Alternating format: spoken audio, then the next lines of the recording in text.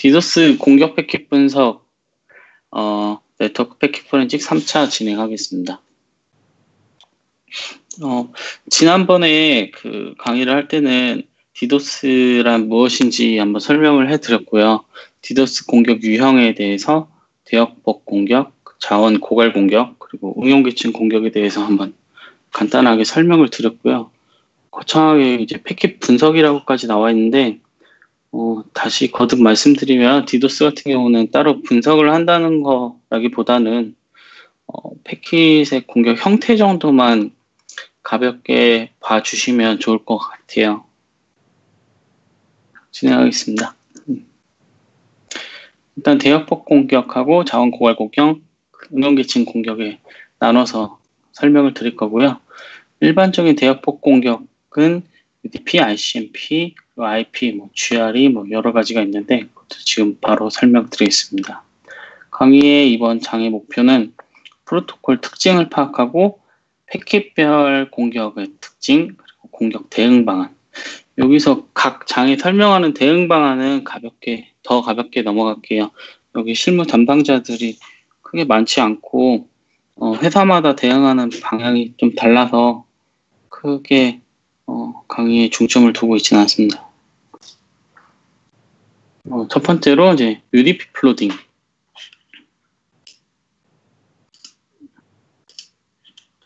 네, UDP 플로딩이고요. 네, 다량의 UDP 패킷을 전송해서 대역폭을 고갈하는 전형적인 유형입니다. 그 패킷 화면은 와이어샤크의 화면을 캡처를 한 거고요.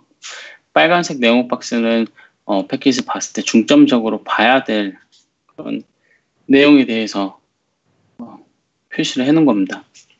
보시다시피 이제 소스 IP는 랜덤하게 시퀀셜하지 않게 이제 많이 들어가 있고요. 소스 포트는 시퀀셜하게 증가하는 거 봐서는 이제 실제로 공격자는 하나 또는 다수이며 이제 소스 IP를 변조했다고 의심할 수 있는 여지가 이 부분에 있고요.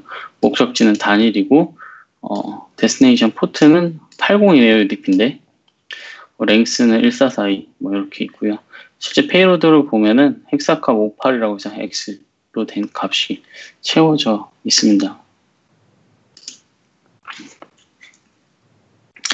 일단은 딱 보시더라도 이제 1500바이트에 가까운 크기로 이제 패킷을 위주해서 대역폭을 잠식시키려고 이제 랭스를 큰 값으로 채워서 보내는 전형적인 공격 형태이고요. ICMP 플로딩입니다. ICMP 플로딩은 다량의 ICMP를 전송해서 대역폭을 고갈하는 유형입니다. UDP랑 큰 차이는 없고요. 프로토콜만 바뀐다고 생각하시면 될 것 같습니다. 특히 ICMP는 타입이 있는데 이건 참고용으로 보시면 타입 8은 리퀘스트, 타입 0은 리플라이, 타입 3은 데스티네이션 어니처블입니다.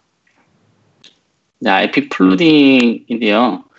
TCP, UDP 이전 단계는 레이어 7 IP 프로토콜을 이용한 공격이고 패킷 위주가 용이한 IP 프로토콜 특성을 이용했다고 합니다. 여기에서는 큰 특징이라고 했을 때는 이제 인포 쪽인데 저거는 그 타입에 따라서 바뀌는 거라 크게 신경 쓰지 않으셔도 되고요. IP 플로딩 자체가 이런 식으로 들어왔을 때 화면은 이런 형태구나라고 그냥 인지를 해주시면 될 것 같습니다. 그리고 대역폭 대응 방안인데요. 이거는 당연히 대역폭에 대해서는 회사가 더 큰 대역폭을 확보하면은 자연스럽게 문제가 해결되기 때문에 회사에서는 더 많은 대역폭을 확보하려고도 하고요.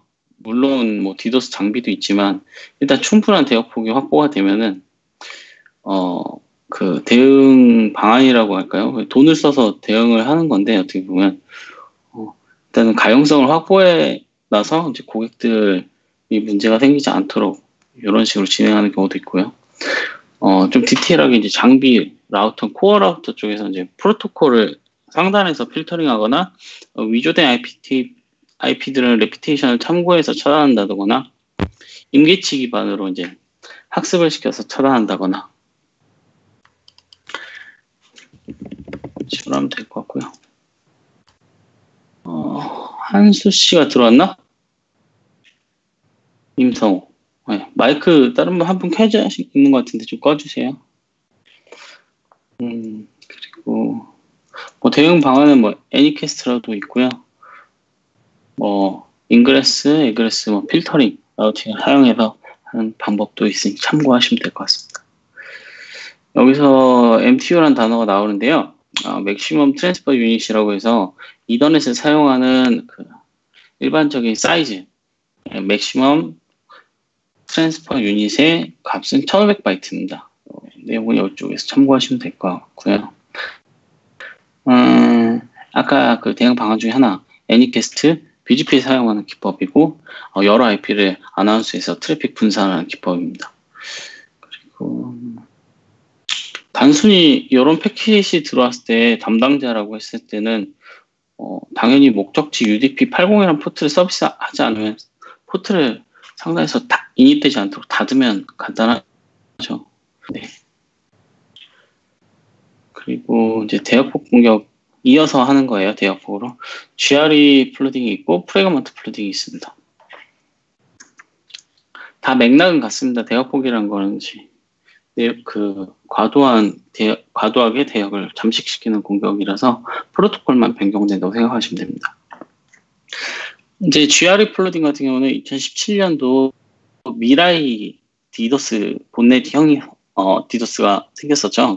IoT 기기들에서 IP 프로토콜 47번에 해당하는 GRE 프로토콜을 이용한 공격이 들어왔었어요. 그래서 좀 국가적으로 좀 이슈가 있었던 큰 공격이었던 것 같아요. 협박성 연락도 많이 갔었다고 들었고요. 이 같은 경우는 VPN 프로토콜하고 유사할 수 있는데 암호화는 하지 않아요. 대신 이제 인캡슐레이션을 해서 전송하고자 하는 소스 IP 그리고 목적지 포트를 캡슐레이션 해요. 캡슐레이션 해서 보내기 때문에 마치 제가 뭐 퍼블릭 클라우드 사설하고 온프라미스에 있는 서버 사설 IP끼리 통신하는데 따로 거점을 둬서 GRE 프로토콜로 터널링을 맺으면 프라이빗 네트워크를 그러니까 그 사설 네트워크를 쓰는 것처럼 사용할 수가 있는 프로토콜입니다. 여기서 어떤 식으로 공격이 들어왔었냐면 상단에 보시면 패킷이 소스가 랜덤으로 들어오고 목적지도 랜덤이에요. 포트도 랜덤이고요. 이제 페이로드만 같은 거죠. 이런 식으로 보내는데 라우팅에 도달할 때는 그 소스가 236으로 끝나고 목적지가 50이었어요. 근데 실제로 패킷을 까면 이런 식으로 보인다는 거죠. 그러니까 다시 말해서 잘못된 패킷을 깠을 때 잘못된 그 통신 방향성을 가진 패킷이 캡슐레이션 시켜서 공격을 하는 형태로 GRE 플루딩이 들어왔었던 사례가 있고요. 이렇게 되면은 패킷을 까고 나서 잘못된 소스랑 데스티네이션이기 때문에 네트워크에 좀 과부하를 주는데 이게 인캡슐레이션이 됐기 때문에 도달을 했다는 거죠. 서버 단에서 패킷 뜨면 이런 식으로 보일 수 있고요. 그리고 이제 라우팅에서는 라우팅까지는 이런 식으로 도달을 하게 됩니다. 캡슐레이션 할 때는 이 내용으로 들어가기 때문에 그래서 이제 GRE 플루딩 패킷을 TCP 덤프로 열어보면 이런 식으로 보여요. 목적지는 19168, 100에 50으로 항상 같은데 인캡슐레이션 된 내용을 살펴보면은 랜덤한 소스, 랜덤한 데스티네이션으로 보일 수 있습니다. 일부 차단 장비에서 캡슐화된 IP 헤더 정보로 차단 정책이 실행되고요. 출발자 IP, 목적지 IP가 모두 무작위 값으로 수립된 차단 정책을 회피해서 공격 패킷이 차단되지 않는 현상이 발생하기도 한답니다. 일반적인 대역폭 공격이 모두 해당되는 거고요. 프로토콜 넘버 47번 차단을 하는 대응 방안이 있을 수 있습니다. 그리고 이제 프래그먼트 플루딩인데요. 이제 티얼드롭이랑 프래그먼트 플루딩 이 두 가지가 있고요. 티얼드롭 같은 경우는 오프셋 재조합을 비정상적으로 단편화시키는 거고요. 프래그먼트 플루딩 같은 경우는 MTU 이상 패킷을 큰 패킷을 보내서 아까 말씀드렸다시피 이더넷에서 일반적으로 통신한 1500바이트가 넘는 패킷이 보내게 되면 알아서 이제 그 다음 홉을 넘어갈 때 자르거든요. 성립된 MTU를 가지고. 그래서 나는 한 번에 공격을 보냈는데 여러 개 쪼개져서 전송 그 목적지를 도달하게 돼서 쪼개져서 그런 걸 유발하는 대역폭을 유발하는 공격을 말합니다. MTU랑 단편화에 대해서 다시 한번 간략히 설명을 드리자면 매체에 따라 좀 MTU가 다를 수 있어요. 이더넷, IPv6, 4 뭐 이런 식으로 있고요. 토큰링 참고용으로 보시면 될 것 같습니다. MTU라는 거는 최대 전송 단위를 말하는 거고요. 그 값이 넘어가게 되면 쪼개서 보내고 오프셋은 어디까지 보냈고 얼마만큼 더 받아야 되는지를 지시하는 값이라고 이해하시면 됩니다. 그 쪼개졌는지 안 됐는지는 헤더에 다 보면 나와 있고요. 프래그먼트된 헤더를 보면은 이 값이 0x02 돈 프래그먼트라고 나와 있는 거는 단편화되지 않은 걸 말하고요. 대부분이 MTU 이하의 패킷이 많아요. 0x01로 되어 있는 거는 프래그먼트가 되어 있다. 이 패킷 다음에 또 받아야 될 패킷이 있다. 그런 이제 헤더로 이해하시면 되고요. 0x00 같은 경우는 모얼 프래그먼트가 낫셋이라고 되어 있기 때문에 마지막 패킷이라고 이해하시면 됩니다. 프래그먼트에 대해서 간략히 패킷 라인 1, 2, 3, 4 기준으로 설명을 한번 드릴게요. 1번 같은 경우는 첫 번째 패킷이고요. 이제 랭스가 1500바이트, 프래그먼트 오프셋은 당연히 0입니다. 처음 시작하기 때문에 IP 헤더를 뺀 1480바이트가 데이터 사이즈고요. 프래그 오프셋은 0이고요. 두 번째 패킷을 보면 랭스가 1호14로 되어 있는데 여기 헤더를 더한 총값이 1호14고요. 기재가 잘못됐네요. 1480, 1480. 그 다음 패킷은 당연히 그 다음 패킷을 받아야 되기 때문에 1480 더하기 1480 프래그먼트 오프셋은 2960 이렇게 중첩돼서 들어오는 걸 말하는 거예요. 그리고 마지막에 이제 들어가는 값이 뭐 프래그먼트 오프셋 4440이라고 하면은 이 더한 값들을 다 받았고 보면은 여기 나오네요. 오프셋이. 이게 마지막 값일 거예요. 여기 보면은 602라고 써있잖아요. 실제로는 588이고 마지막 프래그먼트 플래그가 세팅되어 있겠죠. 0x00으로 0x02 더 받을 게 있다. 더 받을 게 있다. 더 받을 게 있다. 이런 식으로 프래그먼트 플래그를 볼 수 있습니다. 네, MSS라고 해서 TCP 버퍼 사이즈를 말하는 건데요. 이것도 MTU랑 같이 라우터를 거쳐가면서 최종적으로 협상을 하는 값 중에 하나고요. 보통 저희가 네트워크 단에서 MTU를 더 중요하게 생각하시면 됩니다. 일단 MTU든 MSS든 작은 값으로 세팅해요. 그 목적지까지 도달하는 모든 그 홉과 장비를 거치면서 가장 작은 값으로 세팅되어야만 통신이 가능하기 때문에 그런 식으로 세팅하고 그거를 이제 주고받는 통신을 상호작용합니다. 그게 샌드 MSS라고 하고요. 그리고 뭐 이런 거는 공격과는 무관하지만 프로토콜에 대해서 좀 이해하고 싶으시면 좀 추후에 자세히 한번 살펴보시면 될 것 같습니다. 대역폭 공격이 아까 말씀드렸다시피 프래그먼트 플로딩에도 프로토콜이 변경될 수 있어요. 다만 쪼개지는 면에서는 모두 동일한 공격입니다. 동일한 맥락으로 보시면 되고요. 총 받을 게 1008바이트고 여기서 보낼 수 있는 거는 1514바이트. 실제로 데이터는 1480바이트겠죠.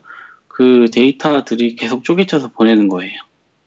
근데 만약에 이 오프셋이 그 다음 오프셋을 딱 정확하게 지정해 주던가 뭐 그렇게 표시가 돼야 되는데 이 오프셋을 무작위로 맞지 않게끔 조작해서 보내는 걸 보통 티얼드롭이라고 하고요. 참고하시면 될 것 같아요. DNS 반사 공격도 프래그먼트 될 수 있고요. 프래그먼트가 되면 이런 식으로 쪼개집니다. 이 프래그먼트 된 그 플래그 셋을 보시면 돼요. 참고하시면 될 것 같아요. 심플로딩 간의 프래그먼트 또 마찬가지로 이런 식으로 나오고요. 네, 프리그먼트 플로딩 대응 방안으로는 뭐 이렇습니다. 보통 이런 거는 그 상단 도스 장비나 아니면 방어 다른 라우터에서 차단하는 게 일반적이고요. 뭐 서버 단에서 이걸 방어하는 경우는 거의 없을 것 같아요.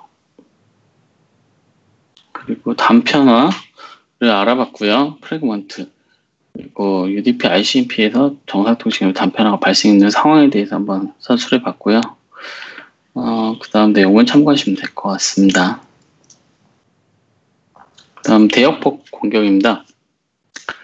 대역폭 공격으로는 DNS 반사 공격, SSDP, SNMP, NTP. 제가 실제로 그 보안 관제 업무도 했었는데 이렇게 반사 공격이 효과적인가 봐요. 아무래도 이제 매개체를 반사시켜서 내 리소스를 사용하지 않고 알려진 프로토콜로 반사시켜서 들어오는 공격 중에 그 목적지 서비스가 반드시 오픈해야 되거나 이런 포트가 있으면 그쪽으로 보내는 경우가 많은 것 같아요. 또는 열려있지 않아도 그 회선을 잠식시킬 수가 있기 때문에 이런 공격 유형을 좀 많이 봤던 편입니다. DNS 반사 공격은 지난 앞전 강의에서는 말씀드렸다시피 반사 공격이라는 거는 어떤 그 리플렉터 반사시킬 수 있는 그 매개체가 있고요. 출발지 IP를 실제 공격할 공격할 대상의 IP로 소스 IP를 변조한 다음에 요청을 하고 그 응답을 매개체가 최종적으로 목적지로 줘서 이제 대역폭을 잠식시키는 공격을 말하고요. 이런 형태는 다 이제 대역폭 공격 중에서 반사 공격이라는 거에 해당이 되고요. DNS가 될 수가 있고 아니면 다른 UDP 특정 프로토콜이 될 수가 있어요. 그 프로토콜만 변경된다고 생각하시면 된다. 이것도 뭐 이런 경우는 뭐 DNS 서버의 큰 사이즈로 응답할 수 있는 도메인을 미리 섭외하면 좋겠죠. 그러면은 이제 예를 들어서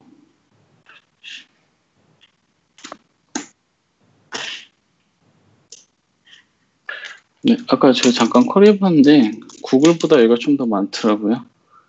IANA라고 이런 식으로 이제 dig라는 명령어로 이제 DNS 서버를 지정한 다음에 이제 google.com n이라고 하면 모든 레코드를 가져오라는 거거든요. 모든 레코드 타입에 대해서 쭉 가져왔을 때 총 메시지 사이즈가 514바이트예요. 근데 아까 같은 경우는 3100바이트가 넘어요. IANA 같은 경우는. 그럼 제가 공격자라면 어차피 저는 쿼리를 한 번 보낼 거 아니에요?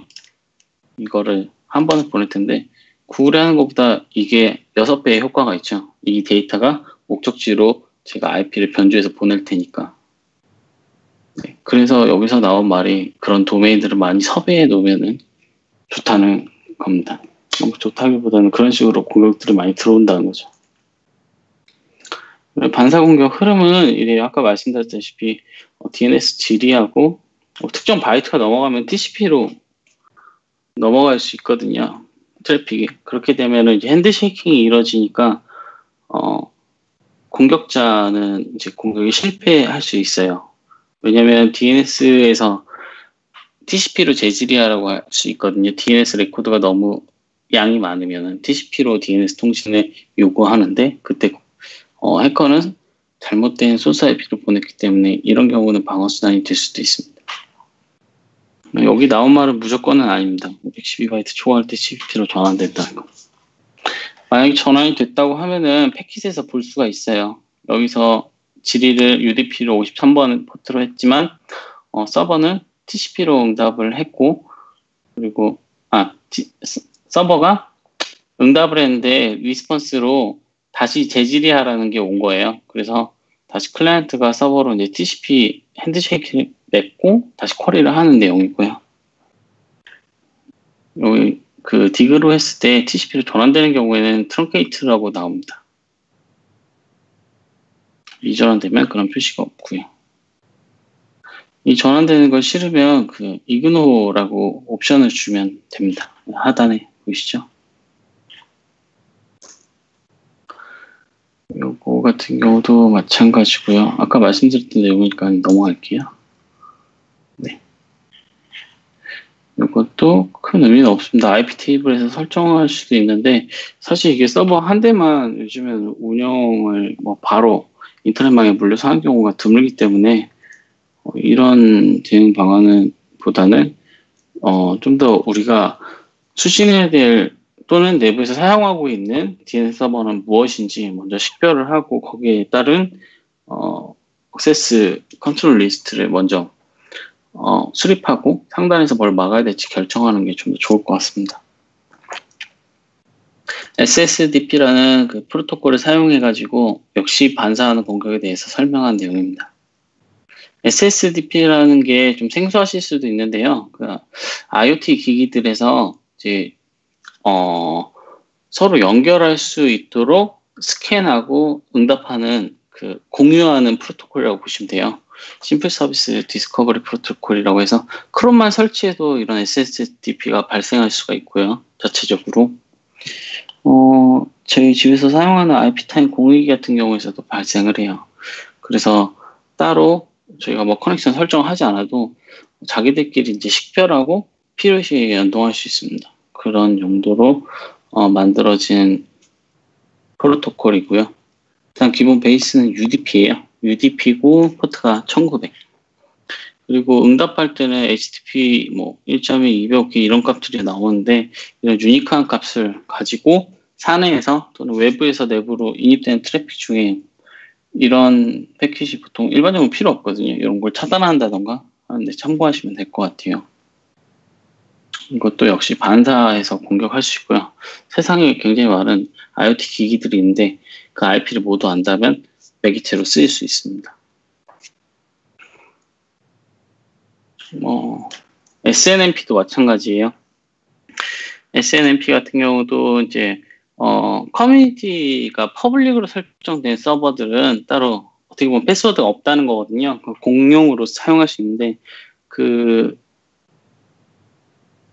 SNMP를 가지고 응답을 했을 때 굉장히 많은 요청했을 때 굉장히 많은 응답값들이 받을 수 있어요. 아까 반사 공격을 했던 DNS라든가 아까 말씀한 SSDP라든가 이런 것들처럼 일반적으로 요청을 했을 때 매개체가 응답할 수 있다면 모두 다 공격 매개체로 사용해서 원하는 목적지로 공격을 해서 대역폭을 잠식시킬 수 있습니다. 패킷 내용은 이렇고요. 필요하시면 모두 패킷을 한 번씩 다운받으셔서 보시는 게 좋을 것 같아요. 아까 말씀드렸다시피 이제 커뮤니티 값이 퍼블릭으로 들어가 있는 장비의 그 SNMP 내용인데요. 여기는 장비되어 있는 웬만한 거의 대부분의 내용이 나와요. 어떻게 설정되어 있는지. 네. 그래서 굉장히 많은 값을 리턴할 수가 있고요. 그리고 반사 공격의 대응은 아까 말씀드렸던 거랑 맥락은 같습니다. NTP도 마찬가지예요. 계속 똑같은 내용인데 프로토콜만 다르고 실제 패키지 보여드린 이유는 말씀드렸다시피 디도스는 이런 것들이 있다라고 알아두시면 될 것 같습니다. NTP 같은 경우는 시간을 동기화해주는 그 프로토콜이고요.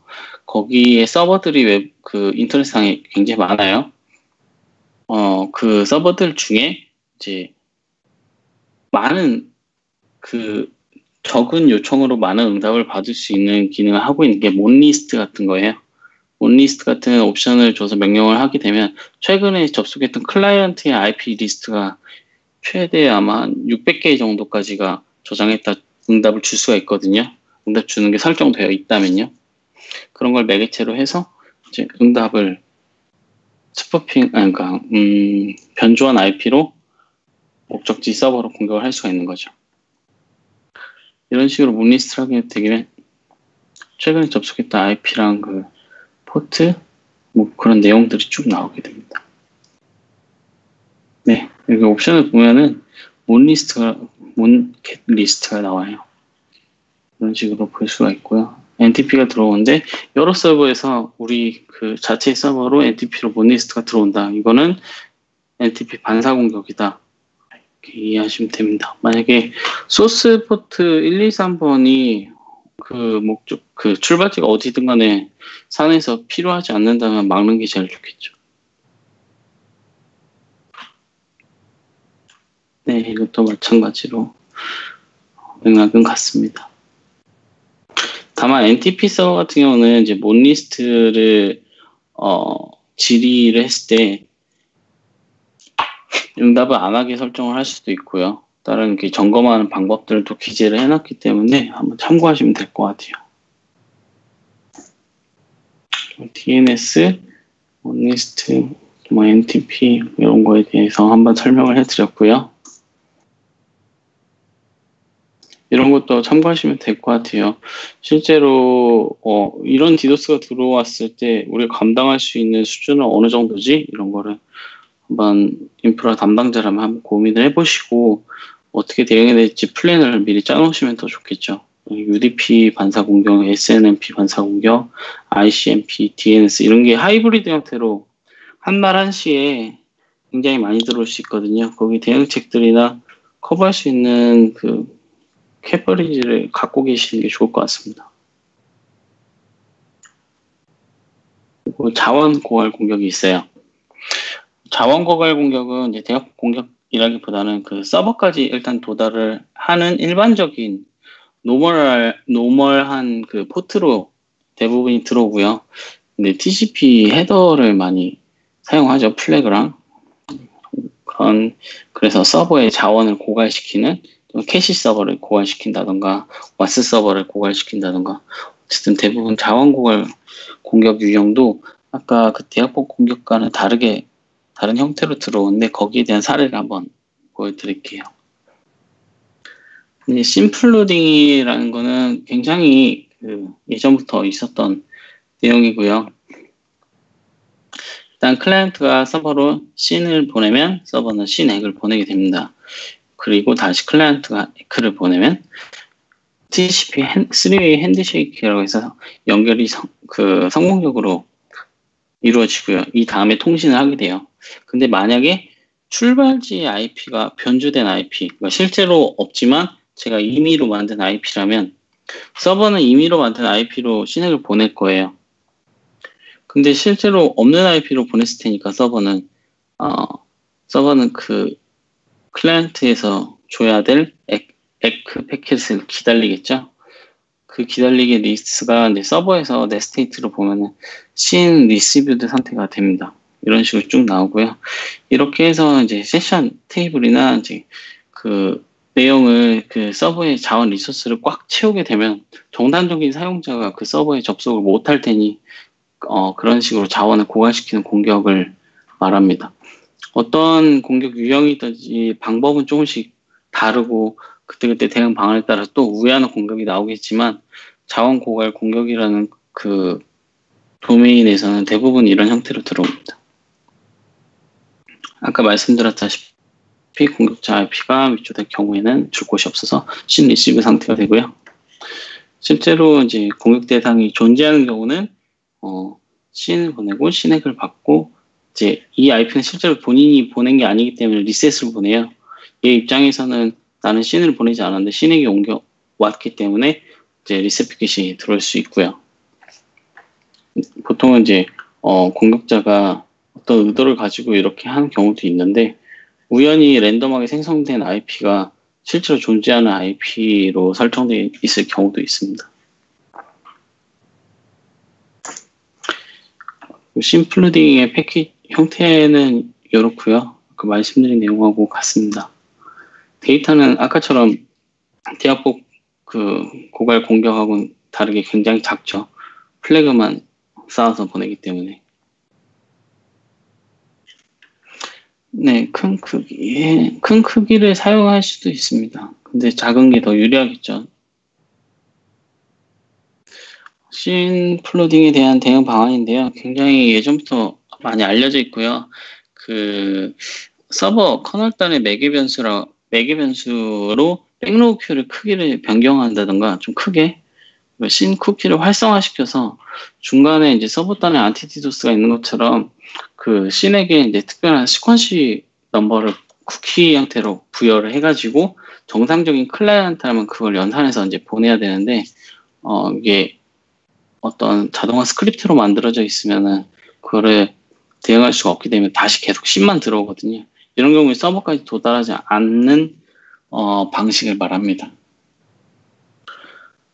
first 씬 드롭 같은 경우는 첫 번째 들어오는 씬을 고의적으로 드롭하는 기능이에요. 이거를 보안 디도스 장비에서도 많이 사용하고요. 시퀀스를 조절하는 경우도 있지만 이런 선택할 수 있는 사항인데 first 씬 드롭 방법도 있습니다. 정상 사용자의 경우에는 씬이 드롭되더라도 리트랜스미션을 하거든요. 그래서 재전송을 하게 돼요. TCP 그 오류 제어, 흐름 제어 중에 재전송 기능도 들어있기 때문에 이거를 재전송하게 돼서 정상적으로 맺어지고 디도스 장비 입장에서는 내가 첫 번째 씬을 버렸더라도 똑같은 시퀀스로 다시 들어오네. 그럼 얘는 정상 사용자다. 이런 식으로 이해하고 서버로 넘겨줄 수 있습니다. 다수의 캐시 서버로 트래픽을 분산시킬 수도 있고요. 대응 방법은 되게 다양합니다. 또 정해져 있지도 않고요. 회사 또는 어떤 기관, 거기 사정에 따라서 비용에 대한 문제가 발생하기 때문에 상황에 맞게 대응하면 될 것 같습니다. 자료는 굉장히 많으니까 여기저기 참고하시면 도움이 될 것 같아요. 그 외에 이제 TCP 플래그를 이용한 플로딩들도 있고요. TCP 플래그 중에는 뭐 시넥, 뭐 에크, 얼전트, 리셋, 뭐 별의별 그 플래그들이 있어요. 그래서 거기에 따르는 플래그만 변경해서 플로딩을 보내는 방식인데 이런 것도 참고하시면 될 것 같습니다. 어떻게 반응하는지. 에크 플로딩은 이런 식으로 나오고 뭐 시넥을 보내면 이렇게 나오는데 제가 봤을 때 그렇게 큰 의미는 없어요. 플래그가 변경했을 때 요즘에 와서는. 그리고 뭐 같은 내용이고요. 같은 내용입니다. 네. 이것도 역시 충분한 네트워크 대역 보기나 뭐 그 차단할 수 있는 디도스 장비를 도입을 해서 최적화시켜서 운용하는 게 가장 좋겠죠. 참고하시면 될 것 같고. 커넥션 플로딩은 아까 말씀드렸던 심플로딩 같이 소스의 랜덤한 값이 아니라 실제로 공격자 리얼 IP를 집어넣어서 TCP 세션만 딱 수립하고 통신을 끊는 거예요. 응답을 아예 하지 않는 거예요. 그러면은 이제 서버 다는 입장에서는 이제 하프 오픈 상태가 되거든요. 이제 어떤 데이터를 받을 준비가 되어 있는데도 하프 오픈 아니야. 에스티빌리시드 상태가 되겠네요. 연결이 수립이 됐는데 그 다음에 연결이 없으니까 일정 시간 이후까지 기다리거든요. 그만큼 세션 테이블을 증가시키는 공격이기 때문에 리얼 IP가 좀비가 많다면은 이런 방법도 서버한테 유용합니다. 서버한테는 정상적인 요청이 될 수 있으니까요. 위조하지 않은 IP로도 들어올 수 있다. 이 정도만 참고하시면 될 것 같습니다. 캐시 서버, 커넥션 기반, 뭐 심패킹, 임기치 차단 알려진 방법들이 있고요. 데이터 플로딩이라고 해서 이제 데이터를 꽉 채워서 보내는 경우도 있어요. TCP 성립을 한 다음에 푸시 그 플래그를 설정한다 이런 식으로 데이터를 꽉 채워서 보내는 경우도 있고요. 네. 그리고 이제 마지막 응용 계층인데요. 응용 계층은 이제 갭 플로딩 말고도 굉장히 많아요. 응용 계층에서 나올 수 있는 거는 취약점도 있을 수 있어요. 패킷 한 10개만으로 PHP 서버를 죽인다던가 뭐 그런 공격도 있을 수 있고요. 그래서 이거는 굉장히 다양하지만 그래도 주로 많이 들어온 게 갭 플로딩이 많이 들어오거든요. 그 사례에 대해서 한번 설명해 드리겠습니다. 갭 플로딩에 대해서 설명하기 앞서서 이제 HTTP 메소드라고 해서 이제 이런 것들이 있는데 이런 거는 대부분의 아실 거니까 넘어가고 정적 컨텐츠랑 이제 동적 컨텐츠가 있어요. 정적이라는 거는 이제 이미지, 음악, 문서 같이 웹페이지에 업로드돼서 변경되지 않는 컨텐츠를 말하고요. 동적 컨텐츠 같은 경우는 게시판 같이 DB 안에 저장돼서 수시로 변경되는 정보를 말합니다. 동적 컨텐츠는 웹 프로그래밍, PHP, ASP, JSP 같은 파일 호출해서 웹 브라우저 통해서 사용자한테 보여주는데, 이런 동적 컨텐츠를 보내주는 거 보통 WAS라고 합니다. WAS 서버를 앞단에 둔다고 하고요. 그게 같은 한 서버에 두 가지 이제 모듈 형태로 올라가는 경우도 있어요. 겟플로딩 같은 경우는 3 핸드쉐이킹을 다 맺은 다음에 HTTP 요청 get 메소드를 써서 리소스를 요청하는 거예요. 다량으로. 이제 get 같은 경우는 액세서블이 남는데 포스트 같은 경우는 URI까지 남지만 그 바디 쪽은 남지가 않아요. 그런 건 이렇게요. 참고하시면 될 것 같아요. 다량의 겟플로딩을 들어와서 서버가 더 이상 요청을 처리할 수 없게끔 공격하는 형태를 말하고요. 좀 정상 통신하고 차이점이라고 했을 때, 그 소스 IP가 만약에 조작된 여러 존재하지 않는 IP라면 식별할 수 있는데, 실제로 존재한다면 되게 대응하기가 조금 난해할 수도 있어요. 그래서 이런 경우는 실제 그 헤더의 순서가 이런 식으로 막 스크립트로 짜게 되면 이제 호스트가 밑에 달려 있는 경우도 있거든요. 그냥 삽입해서 던지는 형태로 짜면 이렇게 나오는 경우도 있기 때문에 이런 점도 뭐 특이점이라고 얘기를 할 수 있지만 크게 이것만 가지고 판단하기는 어려울 수도 있고요. 이제 이런 식으로 공격이 들어올 수 있어요.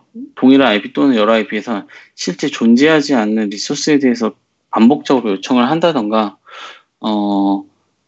어떤 특정한 패턴이 있다던가 아니면 특정한 리소스에 대해서 예를 들어 리눅스 같은 경우에 etc 패스워드를 요청한다던가 로컬 파일 인클루드를 시키기 위해서 뭐 LFI, 뭐 리모트는 RFI 뭐 여러 가지 웹패킹이 들어가는 쿼리를 보낼 수도 있지만 일단 플로딩 같은 경우는 다량의 겟을 보내서 서버가 죽게끔 만드는 공격을 말합니다. 아주 간단한 공격이에요. 이런 식으로 들어올 수도 있고요. 근데 이렇게 들어오는 것 중에 이제 좀 아카마이 같은 엣지 서버를 경유해서 들어오는 프록시 출발지가 프록시로 되어 있으면 이제 상단에서 차단하기 애매한 경우도 있거든요. 그런 경우도 있는데 그런 쪽은 이제 그런 CDN 쪽이랑 잘 풀어가야 할 문제라고 생각하고요. 네. 이렇게 들어오는 경우가 있습니다. 이렇게 특수문자가 끝에 붙어서 들어오는 경우도 있고요. 호스트가 존재하지 않는 HTTP 요청도 다량으로 들어올 수 있습니다. 호스트 헤더가 없죠. 호스트 헤더에 특수문자가 들어올 수도 있고요. 특정 어떤 웹 서버의 취약점으로 이제 호스트 쪽에 헤더에서 정보를 수집하고 저장하는 과정에서 이쪽에 SQL 인젝션이 터진다던가 이쪽에 이 호스트 헤더에서 인증 우회가 나온다던가 그런 취약점도 본 적이 있어요. 네, 이런 식으로 반복적으로 들어온다면 웹 해킹 쪽보다는 겟플로딩 쪽으로 일하시는 게 좋을 것 같아요. 그리고 비정상 메소드로 들어올 수도 있고요. 말도 안 되는 메소드죠. A 이런 메소드로 요 리소스를 요청한다던가. 이제 겟플로딩에 대한 문제는 어떤 거냐면 요청하는 겟 요청은 비교적 작아요. 보면은 랭스가 282바이트 정도 되는데 응답은 어떨까요? 응답은 메인 상단 페이지 예를 들어 네이버로 예를 들어 보면은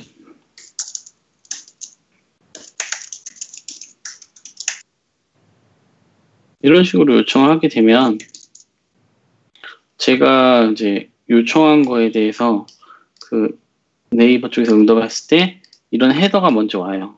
그 다음 바디가 오겠죠. 제 요청은 굉장히 짧거든요, 사실. 저는 이렇게 보내게 돼요. get/http user agent accept encoding accept connection host 딱 이 정도의 리소스를 써서 요청을 하는데 받은 웹서버는 이 헤더를 포함한 이 본문 전체를 보내게 됩니다. 이렇게 많이요. 그러면 당연히 적은 요청으로 다량을 보내게 된다면 서버는 서버 네트워크에도 영향을 주고 서버 자체에도 영향을 주겠죠. 이런 식으로 계속 보내게 된다면 이런 내용이 계속 응답을 해야 될 테니까요. 그러다가 정상 사용자가 이 홈페이지 들어가려면 접속이 안 될 수가 있어요. 그때가 이제 DOS 상황이라고 말할 수 있고요. 도스를 맞았다, 뭐 영향력이 있다 없다. 거기 대응 방법으로 아까 설명드린 대로 패턴 늘린다던가 뭐 디도스 대응 장비를 설치해서 설정을 한다던가 서버 자체에서 어떤 보안 설정을 한다던가 캐시 서버를 둔다던가 여러 개 분산한다던가 방법은 되게 다양합니다. 하지만 이런 공격을 보셨을 때는 이런 목적으로 들어오는 공격이구나 라고 패킷을 보고 알 수 있으면 될 것 같습니다. 그래서 여기서 봤을 때 응답이 굉장히 많아요. 아웃바운드 트래픽을 증가시키는 갭플로딩이라고 나오죠. 그리고 갭플로딩이라고 했을 때 들어보셨는지 모르겠지만 CC 어택이라는 게 있어요. CC 어택이라고 굉장히 많은 그 보안 서적이나 용어들을 많이 그 보안 전문가들도 CC 어택을 용어를 많이 쓰시는데 캐시 컨트롤 어택이라고 해서요. 캐시 컨트롤 헤더가 있어요. 이 헤더 값에 노스토어 머스트 리밸리데이트라고 있거든요. 이 값을 이렇게 세팅해서 보내면 캐시 서버나 브라우저 컨텐츠 캐싱을 우회해서 실제 웹 서버로 직접적으로 타격하는 공격인데 이 내용이 잘못됐다고 하더라고요. 해외에서 CC 어택은 뭐 챌린지 콜라프스 이런 식으로 뭐 얘기를 하는데 슬로우 리드 공격, 슬로우 포스트로 알려진 공격이라고 용어의 의미 자체가 다르다고 하더라고요. 이 노스토어 머스트 리밸리데이트라는 그 헤더를 붙여서 공격하는 게 우회하는 게 아니냐? 아니라고 하더라고요. 보시면은 RFC 1616이거든요. HTTP에 대한 헤더를 설명하는 문서인데 사실 그 머스트 리밸리데이트 같은 경우는 응답에만 존재할 수 있는 헤더입니다. 헤더 그 값이죠. 헤더 밸류 값이고요. 그 노스토어 같은 경우는 캐시 서버에 응답 값에 노스토어가 포함된 경우는 캐시 이 요청을 저장하지 않아야 되며 이 값은 요청 또는 응답 값에 모두 가능합니다. 뭐 필수 헤더도 아니고요. 특수한 경우 제외하고 정상 통신에서도 거의 사용하지 않고요. 영향력도 없다는 거죠. 이거 붙여봤자. 머스트 리밸리데이트 같은 경우는 오리진 웹서버한테 캐시를 받은 캐시 서버가 있을 때 그 캐시 서버의 익스파이어 데이트가 뭐 맥스 에이지 기준으로 오버가 됐을 때 다시 재검증을 받아라라고 하는 지시하는 밸류 값입니다. 그래서 얘는 서버가 응답을 할 때 줄 수 있는 헤더의 밸류고요. 얘는 둘 다 쓸 수 있는데 이렇게 우회해서 할 수 있는 공격, 그 캐시 컨트롤 어택이라고 이름을 지을 만큼 일반 겐 요청하고 다를 게 없다. 실제로는 네, 이렇게 많이들 오해하고 있으니까 알아두시면 좋을 것 같습니다. 실제로 이제 넷봇 어태커라고 이제 써보셨는지 모르겠는데 이런 게 CC 어택이라고 설정을 하게 되면 그 헤더로 아까 설명드린 그 헤더로 세팅돼서 날아가는데 그냥 갭플로딩하고 큰 차이가 없다는 거죠. 네, 그리고 실제로 이렇게 들어와요. 캐시 컨트롤에 서버가 응답으로 줄 수 있는 캐시 컨트롤 헤더 밸류로 머스트 리밸리데이트가 있는데 여기 요청이 들어가 있죠. 말이 안 되는 헤더 그 요청 헤더라는 거고요.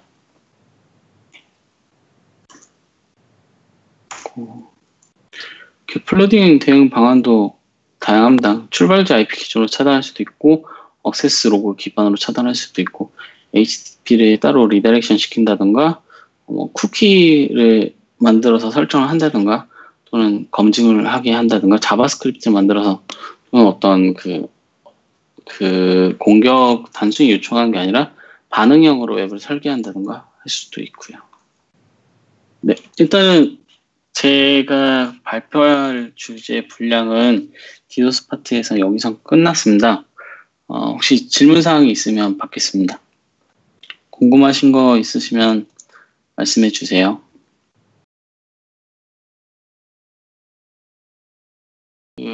파이썬 라이브러리 기반으로 작성된 그냥 툴입니다. 네.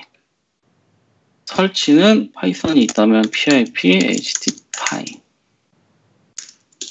인스탈 htpy 하셔도 되고요.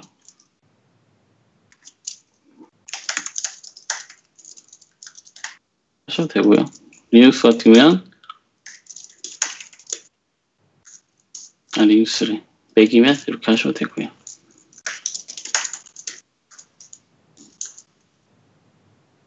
이렇게 하셔도 되고요. 또 CTF 같은 대회할 때도 많이 쓰는데요. 제가 원래 컬 같은 걸 많이 쓰잖아요. HTTP 같은 경우는 좀 결과를 따로 파싱할 때 JSON 형태로 따로 뽑아본다든가 HTML로 저장한다든가 각 헤더를 제가 마음대로 조작할 수 있어서 좀 편하더라고요.